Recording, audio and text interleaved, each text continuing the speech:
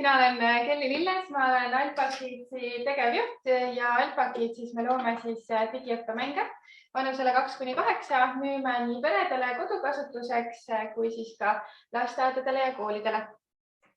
Ja Jaanika palus, et ma räägiksin sellest, et mis sai pärast seda, kui meie lõpetasime selle programmi ja ma mõtlesin alguses, et mis mul tegelikult nii väga öelda nagu on ja et see ju alles oli. Ja siis ma hakkasin vaatama ja vaatasin, et oi, tegelikult on väga palju toimunud. Nii et võib-olla natuke sellest, et kui Inga siin ka vahepeal mõtles, et kuidas edasi võiksid liikuda, siis näiteks kuidas meie liikusime edasi, oli siis üks pool see, et me jätkasime koosloomet, siis kui me tegelikult mõnes mõttes juba natukene lõime enne seda programmi koos haridusasutustega, aga siis meil oli nagu ametlik abielu tekkis siin ja meil kuidagi tekkis nii, et see ei olnud nagu kahepoolne, vaid ametlik abielu. Tunnustatud, homme tunnustatakse veel Tallinna ettevõtlusameti poolt meie abielu. Ja no meil abielu nii paljudega ja ülikooliga ka abielu ja mitme kooliga, mitme lasteaiaga kuidagi liiga paljuks läheb vist jah. Aga igatahes nüüd tuli veel juurde pärast seda koosloome programmi. Meie olime siis 4 haridusasutusega, 2 lasteaeda, 2 kooli, siis pärast seda näiteks Gustav Adolfi gümnaasium annab hästi palju meile sisendit just esimese klassi materjalide jaoks. Ehk siis neid abielud jätkusid ja neid tekkis aina juurde. Ja Tallinna Ülikooliga ka abiellusime tihedam koostöö.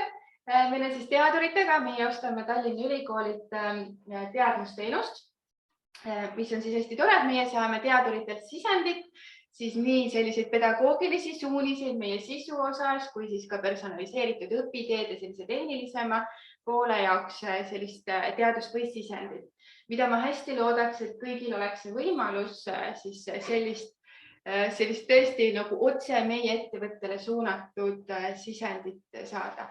Et see on hästi tore.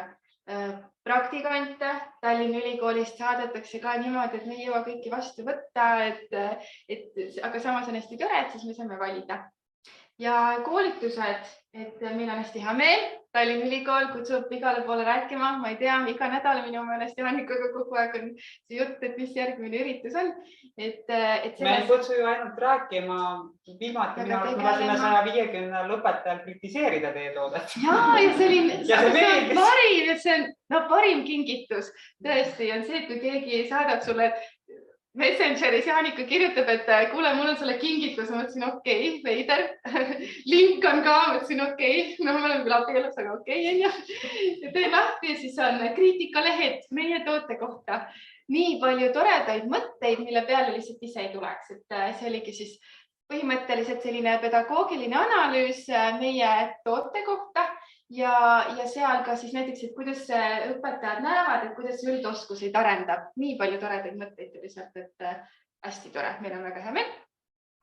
Ja Harnoga samamoodi tegelikult aina tihedamaks on see koostöö läinud, et Harnos koolitatakse siis samuti lasteaiaõpetajaid ja siis ka meie teenus on seal programmis sees, et siis ka kasutatakse näitena meid ka kodutöödes õpetajad siis peavad kasutama meie alparakendust. Keli ütleks, kuidas sa sinna programmi pääsesid?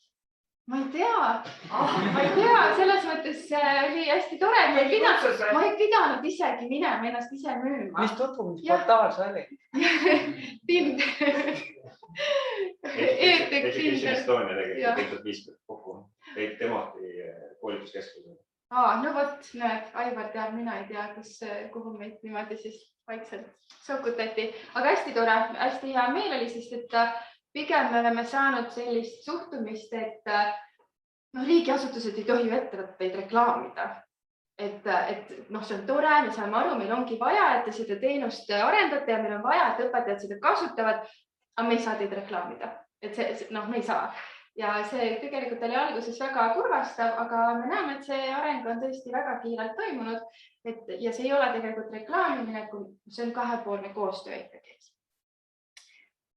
Ja Startup Estonia ka tegelikult alati nii tahaks kohe rõhutada, et Inga on alati olemas. Reaalselt ükskõik mis kell ma Ingale helistan, Inga võtab alati mu kõne vastu, isegi kui ta helistab sulle tagasi. Et selles mõttes on hästi tore, et meil on tegelikult kogu see kogukond, ma ütleks, on hästi palju tihedamaks muutunud ja hästi paljud osapooled on nagu rohkem lõimitud, et selles mõttes on hästi hea meel. Võt, aga teekonnast hakkasin siis vaatama, mis me siis oleme ära teinud. Ma vaatan, ma ei tea, kas ma saan panna selle haid. Pani väikseks. No nagu me avaüritusel rääkisime ka, siis nii kui meie koosloomega liitusime, siis kohe hakkas koroonakriis ja kõik läks ülikeeruliseks. Siis me liitusime haridusteenuste algatusega, et siis me pakkusime oma teenuseid tasuta. Siis tegelikult oli hästi tore, et meil tekkis selline see hokistik, et meie kasutus tõusis nii meeletult, et meil oli võimalus esimene äriingel endale kaasata, kes siis aitas meid selleni, et me saaksime Eestis endale sellise tugevama pinnase ja saaksime teha hindikeelse demo, ehk siis me juba hakkasime laienema välismaale. Siis me läksimegi Eestis peredele tasuliseks.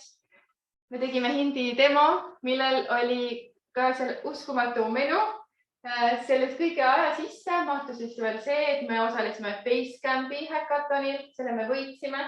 Osalesime Challengeris, mis on siis just sellise nagu mõjuprojektide ja eriti veel naisasutajate suunaga kiirendi ja veel liitusime New Nordic Leadsi programmiga ka.